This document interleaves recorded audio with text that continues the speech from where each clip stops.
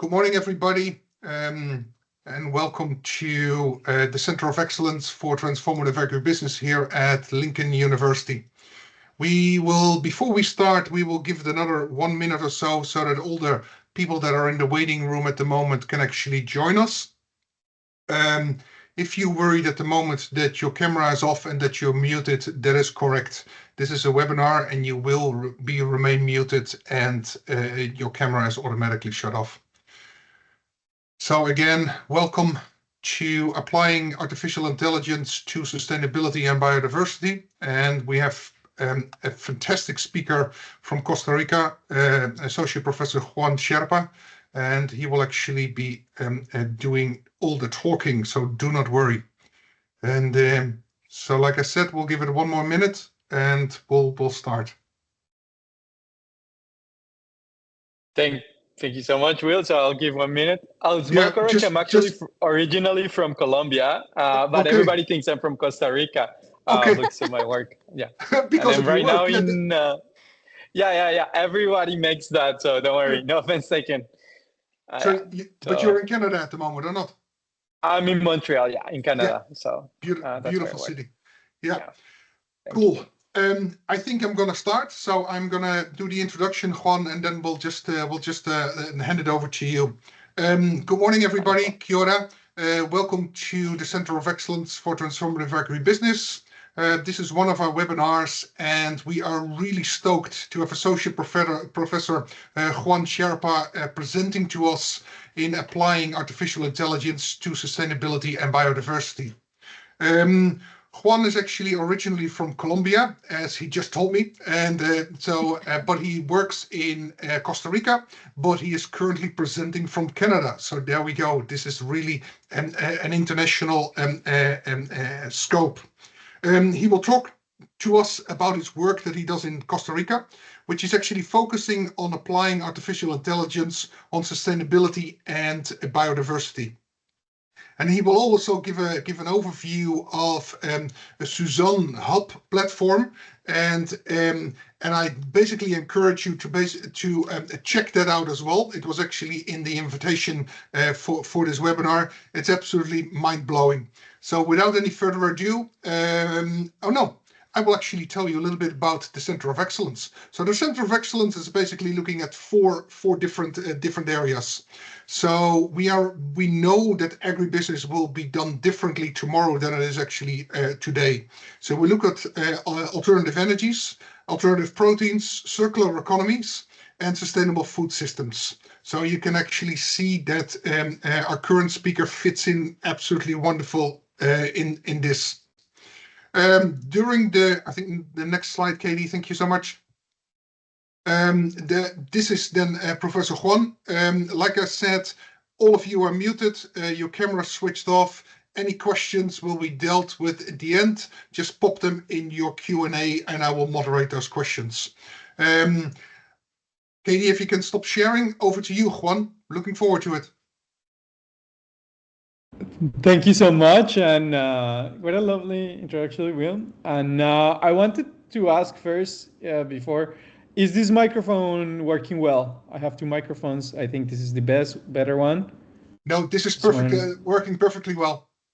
Wonderful. Thank you so much again for this. And what a nice coincidence to be actually talking at Lincoln University. I was going to New Zealand, as a matter of fact, and spending my sabbatical there, but I had a little bit of a family issue, but I'll be there, as a matter of fact, in November, December. So if anyone ever wants to catch up, I just wanted to say that this would be a great opportunity. So I'll be visiting the country. Well, consider yourself welcome, Juan. Thank you so much. And yeah, this will be a really nice way to introduce my work. And today's talk is going to be divided into two different projects that I'm doing. One is the Data Mangrove, which is an institute that I'm leading in Costa Rica, and that has been going on for 4 years, where we're implementing AI to help biodiversity in the rainforest, and we're extending now to Peru and working in the Amazon rainforest there. So I'm going to be giving you a little bit of an overview of the projects that we're doing. And then the second part of the seminar will focus on SUSAN, which is the Sustainability Academic Network. And the idea of this is to create the LinkedIn of sustainability for all researchers in the world to connect. So that's how I ended up, as a matter of fact, being matched here and being invited, because I sent, and many of you should have received an email, or some of you should have received an email inviting you to SUSAN if you're a sustainability researcher, because we sent about 2 million invitations, so we're sending 2 million invitations to all professors in sustainability.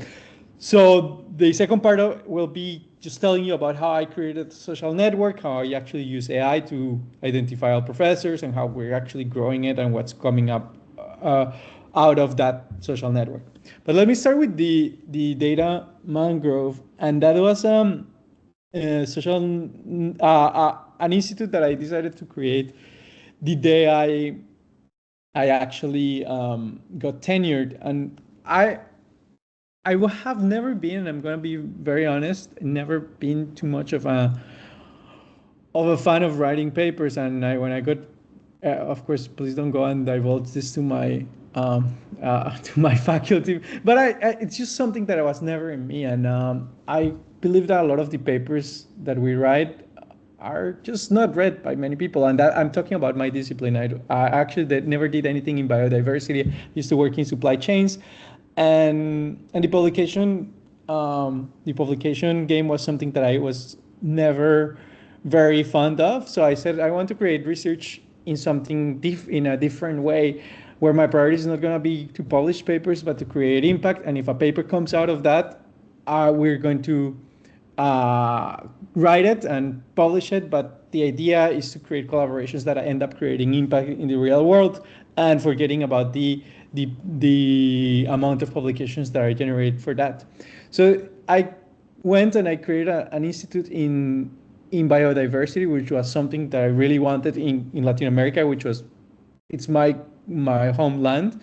And I just happened to create in Costa Rica for coincidence. And then by coincidence, just because I met people and they had a lot of NGOs, and Costa Rica is just an incredibly beautiful country.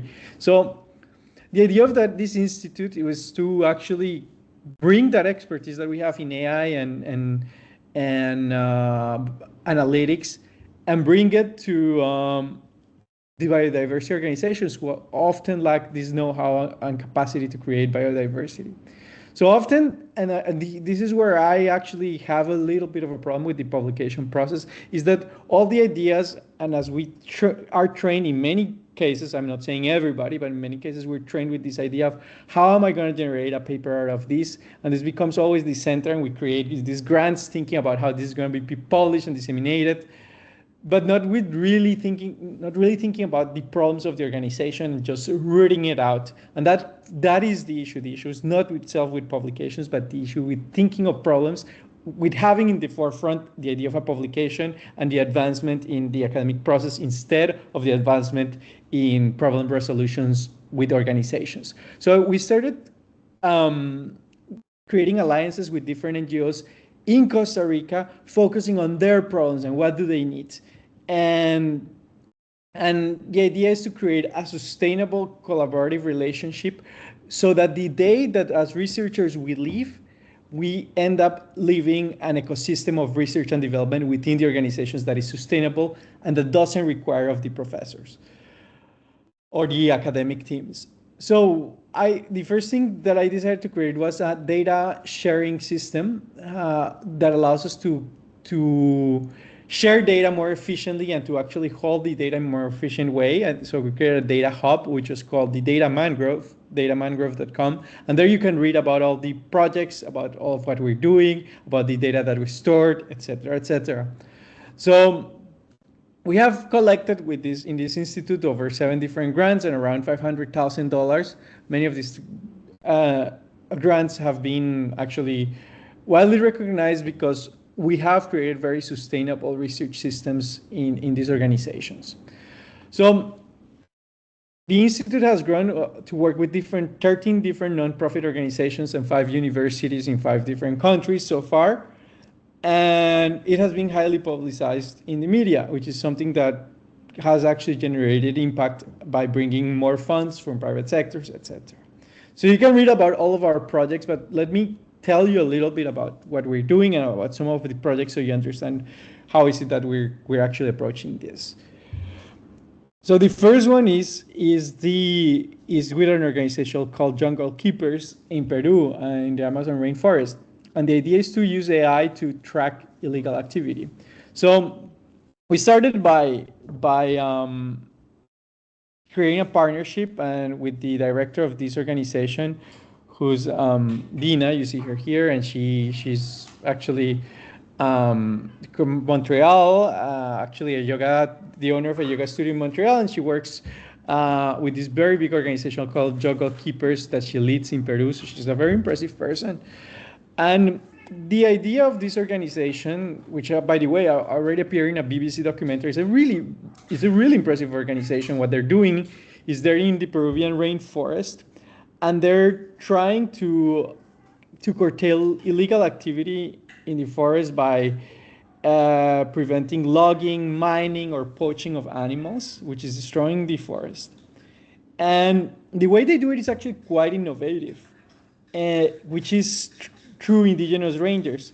So the idea is that in the forest, there's a lot of the people who know about the forest the most are the indigenous people. They and they understand the forest because they live. First of all, they live there. They live there. They have intergenerational knowledge about the forest, and they have certain knowledge that allows them to actually know when something unusual is happening in the forest. For example, they recognize when certain animals, like monkeys, make specific sounds which indicate that they're poachers.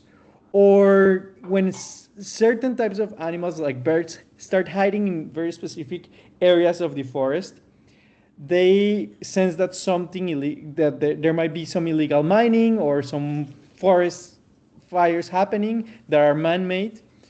Or they start sensing that when there's a lack of certain animals, there is something unusual happening in a certain spot. So what happens is that these indigenous rangers give different patrols around the forest every day, and the organization hires them to do these patrols. And by looking at these noises, by observing these noises or this unusual activity, the rangers have actually managed to reduce illegal activity in the forest by 90%. And when they detect these activities, Jungle Keepers communicates with the police comes, and then they arrest the wrongdoer. So this is a very effective approach. And again, there's a very nice BBC documentary about how they do it. However, there is a problem. There is a big limitation here. And the limitation is that, of course, the Amazon rainforest is a very big place. The rangers cost money, and there's a limited amount of rangers. So the organization is only able to transit in a very limited amount of the forest. And the Amazon rainforest is not a very hospitable place. It's very humid. It is very dense. It's very hard for human activity to happen. So the idea when we started this project, as was 2.5 years ago, was to use data analytics and AI to improve the ability of the rangers to detect illegal activity. So how is it that we do it? If you notice, the rangers have an uncanny ability to recognize through sounds or through vision whenever there's something happening. So what we started doing was to install cameras, trap cameras, and acoustic systems all around the forest, and so generating optimization systems. And the goal and the advice of the indigenous rangers, we started strategically placing these acoustic systems and these trap cameras in different places. And what we do is we train these systems using the indigenous knowledge, or we're training these systems using this indigenous knowledge to start recognizing when there's certain animals that are making some noises that are indicative of some illegal activity, or you see unusual activity or traffic from certain other animals. There are these alert systems. So now what we're doing is we're transforming the role of the indigenous rangers from being patrollers to start to work to train the AI systems. So what we did is, instead of creating AI, and this was the first issue that the rangers had and the organization said, oh, if you bring AI, it's because you're going to bring technology, and technology is what is destroying the forest, and that was the first reaction that they had. But we started by saying, well, let's try to amplify, not to replace the work of the indigenous rangers, and this is a much nicer way to honor the fact that their knowledge is what is actually allowing us to curtail activity, and doing an AI-based system that, an indigenous-based AI system that actually amplifies or honor their generational knowledge as opposed to replacing it. So this has been a very lovely project, because instead of replacing or having this antagonistic relationship between indigenous communities and AI systems, we've managed to work them together. And so, just to show you, we have here, sorry, let me just go.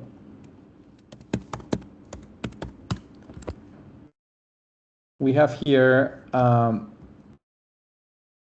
this data hub where we actually share all of these, and we're mapping the forest, and we're mapping illegal activity in the forest. So you can start seeing different spots where we're actually detecting things, and we're starting to train the system to recognize where it's making type 1 or type errors, where it's maybe creating alerts where there shouldn't be alerts, etc. And by this, we're actually creating an AI-based system for illegal activity in the forest, and we're training the rangers our indigenous communities to use data to actually amplify their efforts. So this is one project that we have. And any questions that you might have here? Let me see. Or if we're good. Okay. So this is one of the projects. Another project that we have is in Costa Rica, where we have the base of our system and of our institute. And this one, I love this project. It has been probably one that has had the most media attention. And it's called Using AI to Build Monkey Bridges. So the last thing I imagined in my life was that I was going to be using artificial intelligence to build bridges for monkeys. And if you're wondering how did that happen, well, I met an organization called Salve Monos, which is led by Simona, who's an Italian person who stayed she arrived many years to Costa Rica, and she fell in love with howler monkeys, but she saw what tourism was doing to them. So she had a hotel back in Italy, and she sold it and dedicated her life to help monkeys. She's a very admirable person. And the problem is that howler monkeys are one of the 7 monkey species in Costa Rica. If you've been to Costa Rica, you've probably heard them at night. They have this very big howl that you can hear them, across 2 kilometers of distance.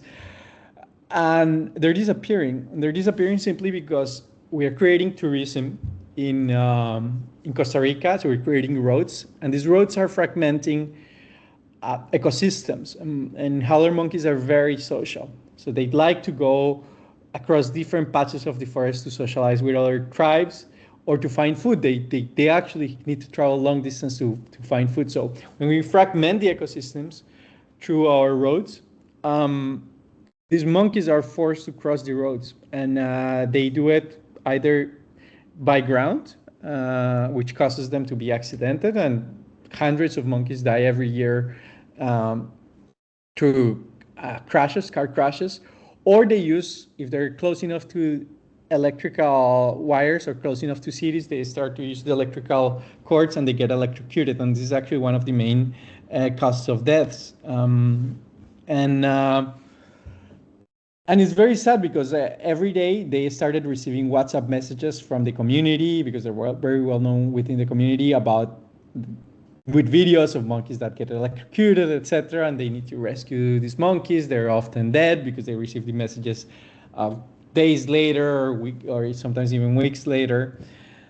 And tourists don't know where to report these accidents. So what the organization started doing was to create canopy bridges. And I'm not sure if you have them in New Zealand. I would assume yes, because there's a few in all throughout the world. Canada has quite a few that were in near parks.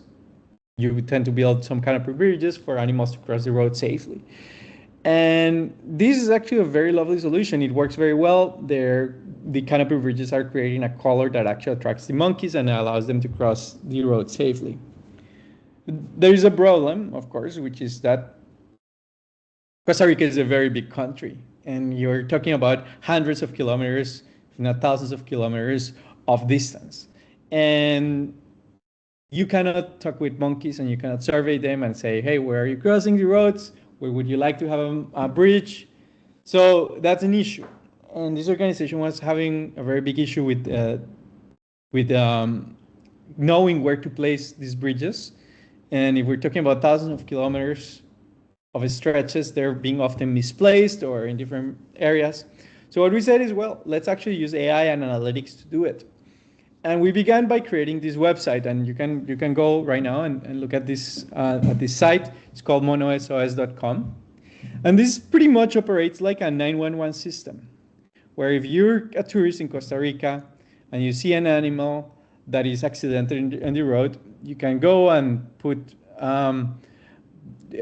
insert your coordinates, pick a location. You can put a picture. You can take a picture, and just within seconds, you can report this accident.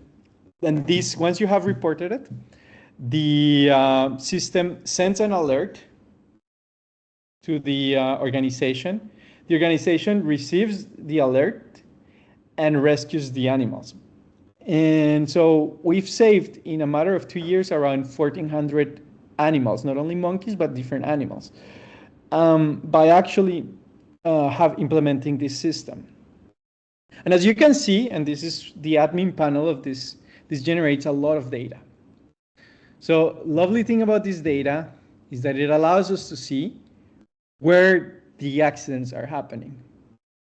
So with the organization, we began actually identifying heat maps of all of the accidents. So not only we're using these to recognize where the accidents are happening, but you see where you start getting very clear indications of where all of these accidents are starting to happen.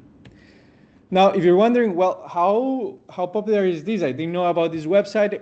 If I go to Costa Rica, how would I know it? Well, there was a very big socialization campaign. If you go to we collected funds and we bought a giant billboard in the airport. So first thing if you go to the airport in Costa Rica, you get out of the airport, you'll see a very big McGill University, Salvemonos billboard that says, if you see an injured animal, report it. And with students, we went all over Costa Rica and we put stickers of monosos.com, this website. So it's very well known in the community, and now we have, as I've told you, over 1,400 animals rescued. We've saved the life of these animals.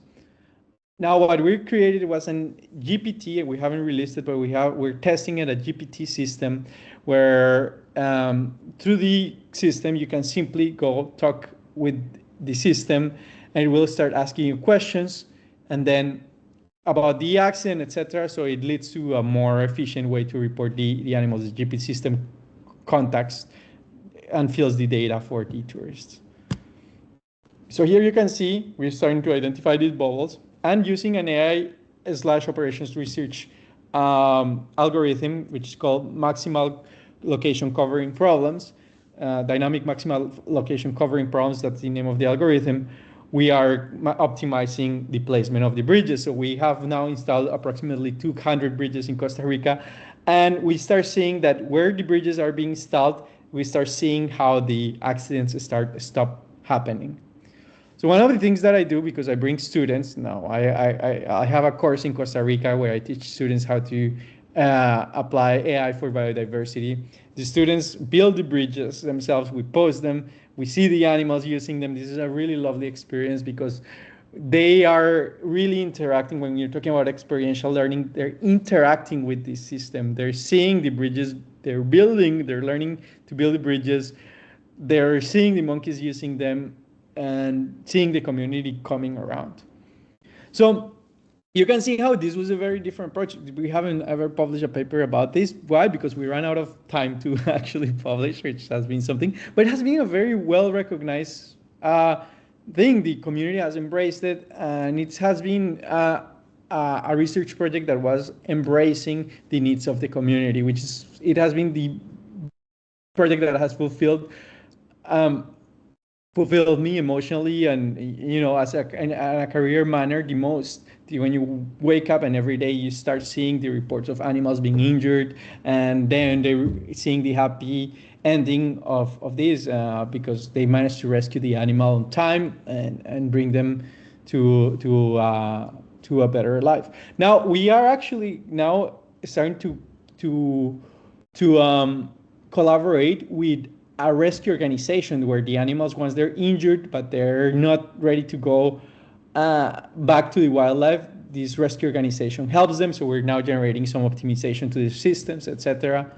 So that's where we're going. Any questions on this, or is there anything I haven't answered? Yes, you have a question in the meeting chat. If the cameras actually cover the whole jungle. Mm-hmm. Okay. No, the cameras. No, the jungle is huge. So we're trying to get funding for this, and we have covered now something on the 60-70 hectares, but that's just like not even 1% of the Amazon rainforest. And there's funding. I wish if we even collected $5 million, it's not even going to cover 10%, but it's a very highly effective system. It's a massive research problem. We applied for the Amazon, Amazon, the company, the Biodiversity Earth Fund for grants. And unfortunately, the grant was cut by the Trump administration, so we couldn't expand the system, but we'll see if we're gonna keep applying for large grants, and I think there's a lot of hope that we can expand this project. The important part, however, is not so far expanding, but actually improving the AI system, which is much more important. The AI system still has a lot of type 1, type 2 errors, and those generate a lot of issues with the rangers. So once we can perfect it, I think once we perfect the accuracy of the AI system, we would put much more effort on expanding and buying more cameras. Cool. I think you've answered all the questions that are in the chat at the moment, Juan. Okay, thank you. Thank you so much. So I'm going to go for the next project that we're working on. This is on microfarming. And this is with an organization called Creciendo Juntos, or Growing Together, which is managed by Elsa Bonilla, who's this person. And this organization is doing something phenomenal since COVID, which is to help families in Northwest Costa Rica, which struggle, especially during COVID, because Costa Rica was a very touristy country. A lot of families, the unemployment in Costa Rica went to around 20%. Costa Rica is highly reliant on tourism. It was very hard hit by tourism. So a lot of people in the tourist areas lost their employment, and they had no subsistence mechanisms.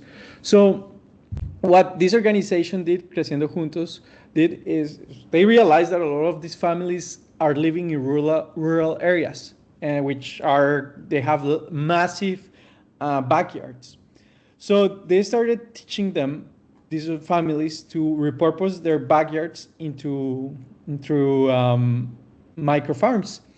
And they brought technology from Israel because it's a very arid land. Israel is very good at generating agricultural agricultural practices in arid land. And so it started imitating a lot of the Israeli agricultural systems for micro farms, teaching these families that had lost their employment to develop micro farms and sell the produce in alliance with hotels in the area. And so now over 160 families have been trained to become essentially entrepreneurs and develop these micro farms, and the hotels sell this guaranteed to buying their produce that is in good shape, and tourists love to eat local. A lot of tourism in Costa Rica is ecotourism. So there is this symbiotic relationship, and this organization is growing.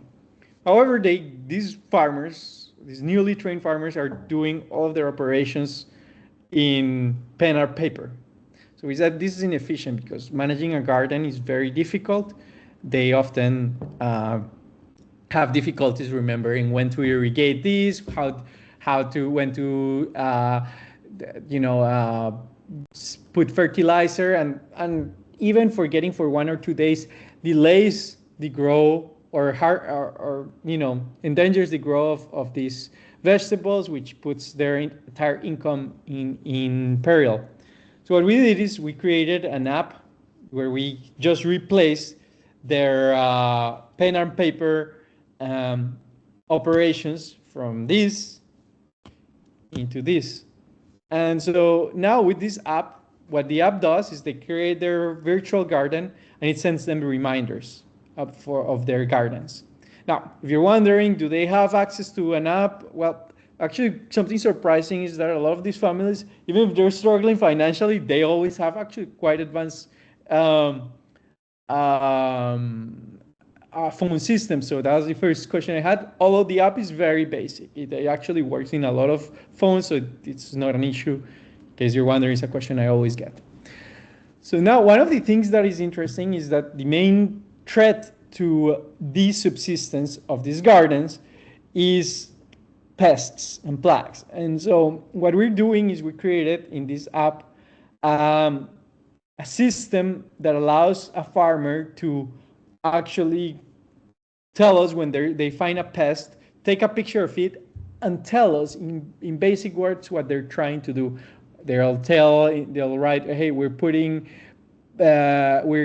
fighting it manually, maybe we're going to put some organic pesticide, etc. And we're collecting all of this data. And so through an AI system, what we're doing is we're starting to recognize patterns about who is fighting the pest in which ways, if they're maybe putting too much pesticide, if you're not putting pesticides. And the app follows up with these farmers. So it asks them, what happened to the pest? Did it proliferate or not? Tell us. And we're starting to track all of these operations. And we haven't yet collected enough data because this is a recent project.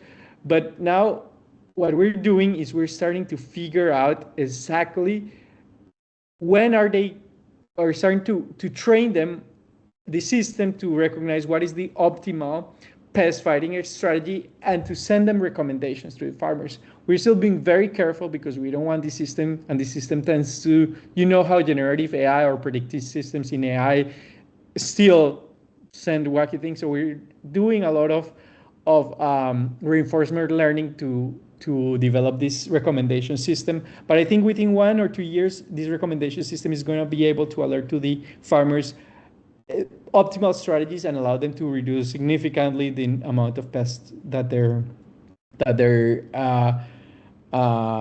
facing.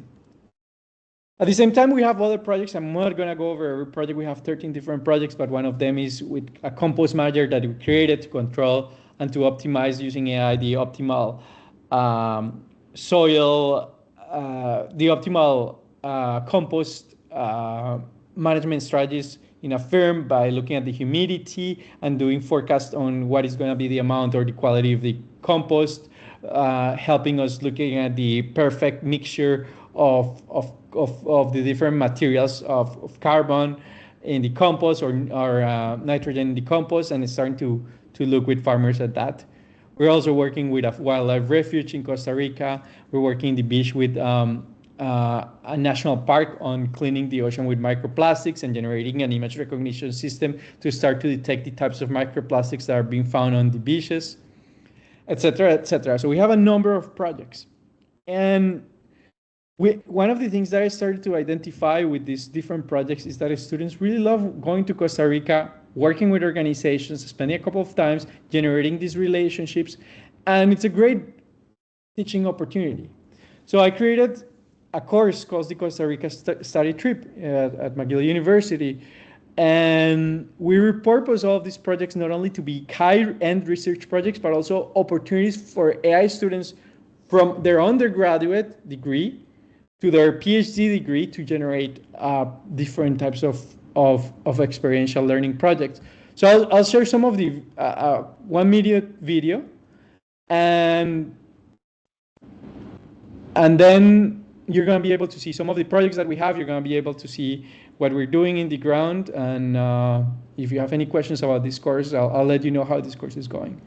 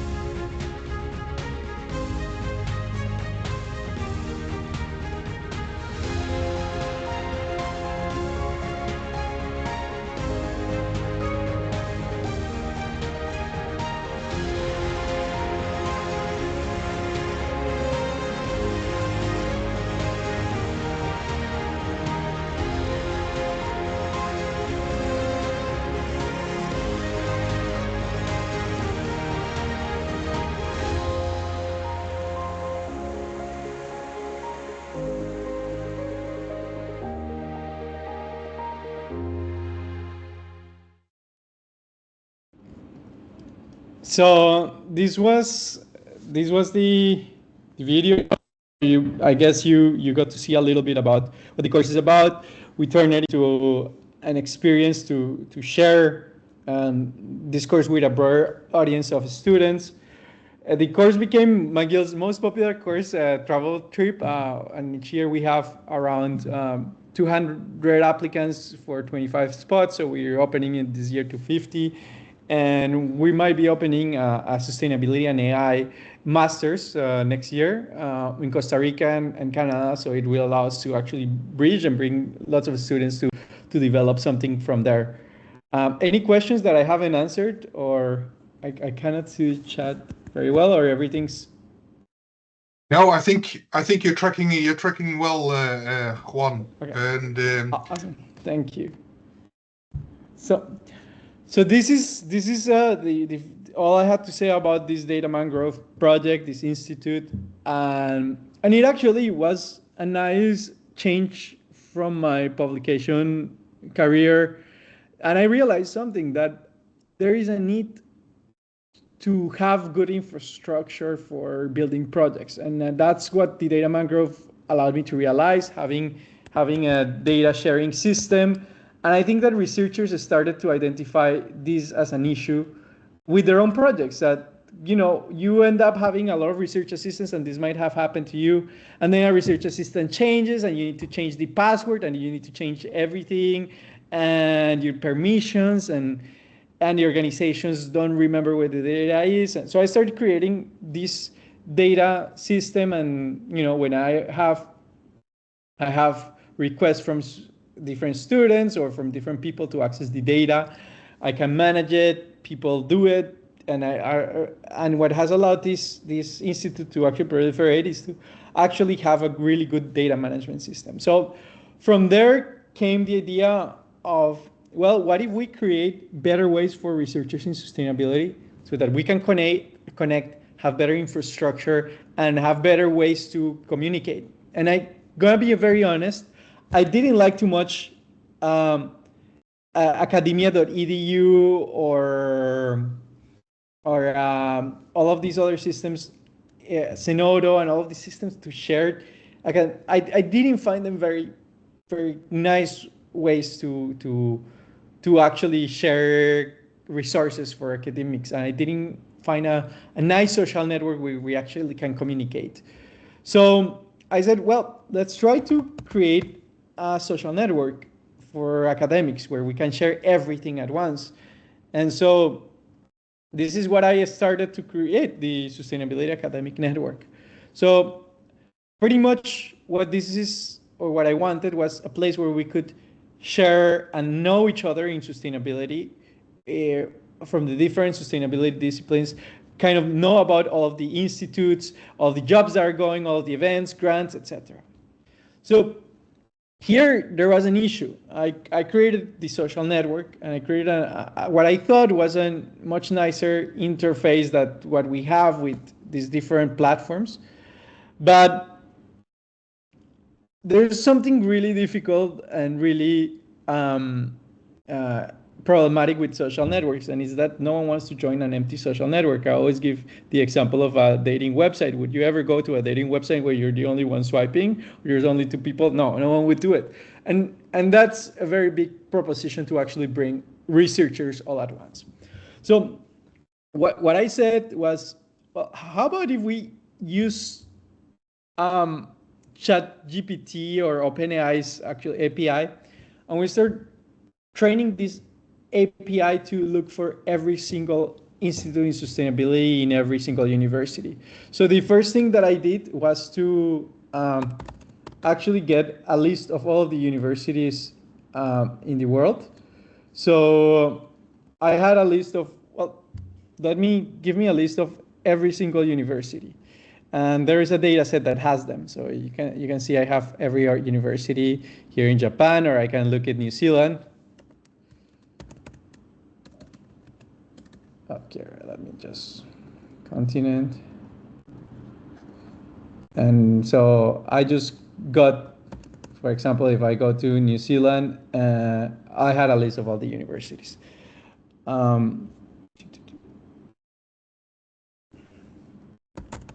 So what I said to the AI system is, okay, let me get, or here are most, I don't know, probably missing one or two. But these are the bigger universities. And I said, well, help me get a list of all the institutes in sustainability and of all the professors in sustainability that you can find. And here it was, well, what do you mean by sustainability? So with the help of the students and different professors and researchers, we came with 65 different topics in sustainability. And you can see there, technology and innovation, social sustainability, governance and policy, economics, environmental sustainability, or economic sustainability. And within each of these themes generates different sub-themes. So some people might be working with freshwater, in fish, with insects and pollinators, mammals, etc. So I trained the AI system to recognize the 65 topics and to look for every researcher in every university in every single country for these researchers. So what we ended up doing was getting a list of 2 million researchers in sustainability worldwide. I don't want to just say that is the biggest list in sustainability worldwide, but I think it is. And we got their titles, and we got also their emails. And we kept all the emails. I won't show them to you. And we got their positions, what are they, etc. And we started sending emails to these professors. And every day we sent 2,000 emails. So you might have received an email from me with a personalized invitation. If you don't accept the invitation, you're not, there's no any problem. We're not going to email you again. We erase you from the list, and that's it. But you can see, we have the different universities and the different countries, and out of we started to look at different emails, and now around you know, we have, let me, sorry, I don't have, okay. We have around there is the list.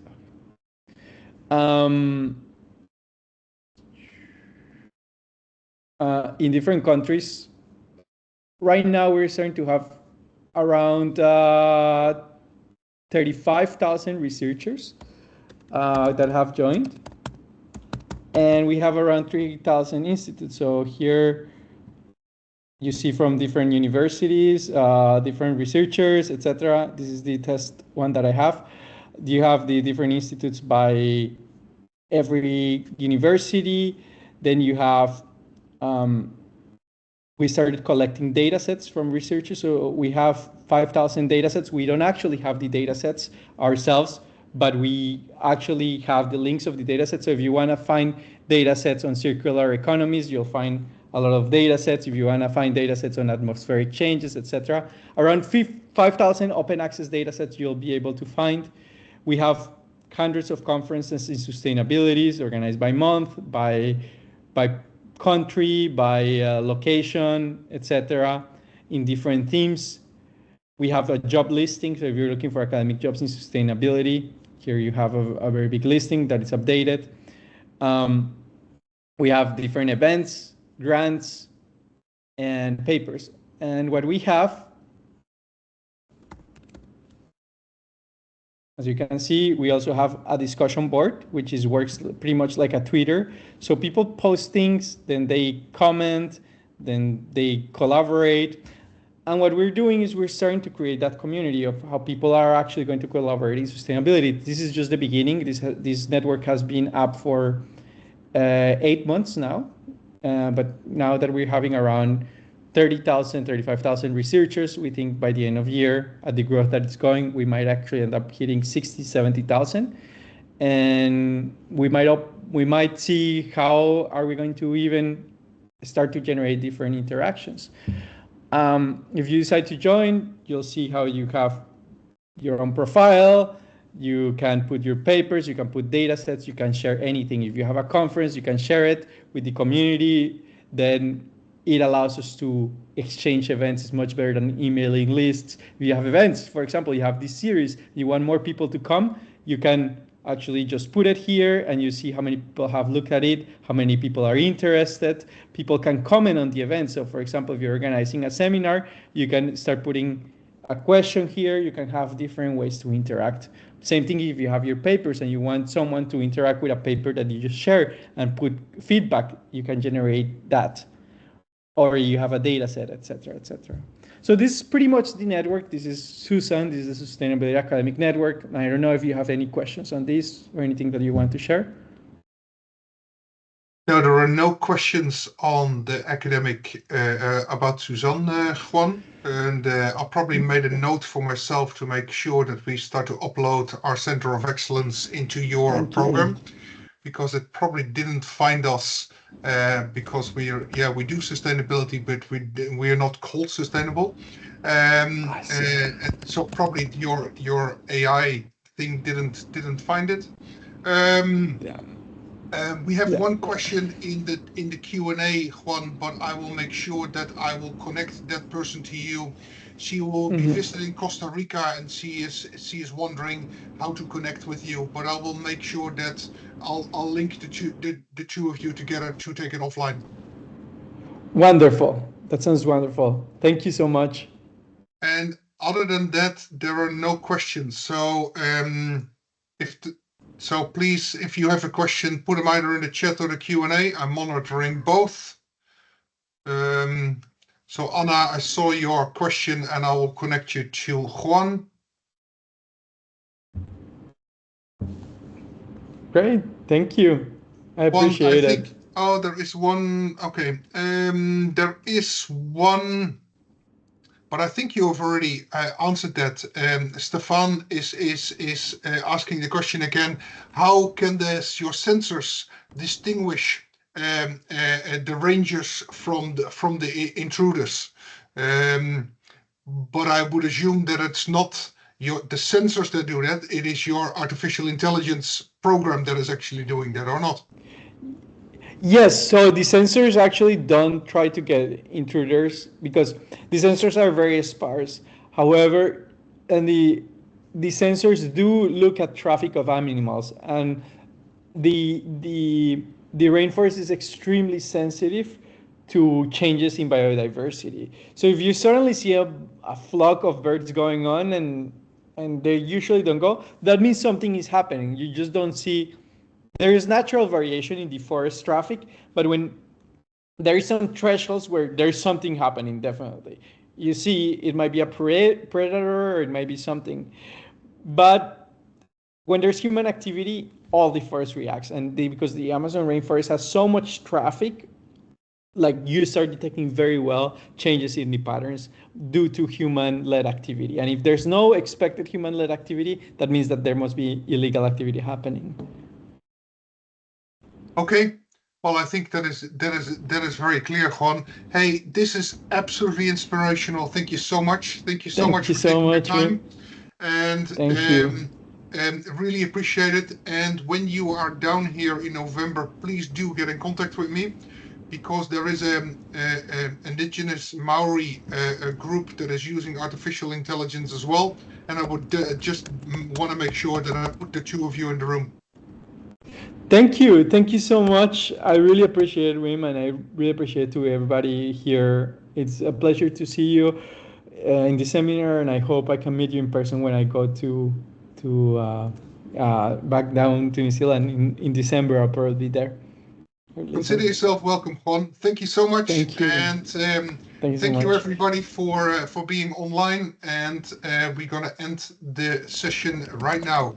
But do check out our website, because there are more events to come. All right. Thank you very much, Wim, and thank you, Juan. Thank you for today, Thank everyone. you. Thank you. Bye. Have a good day. Bye-bye. Bye.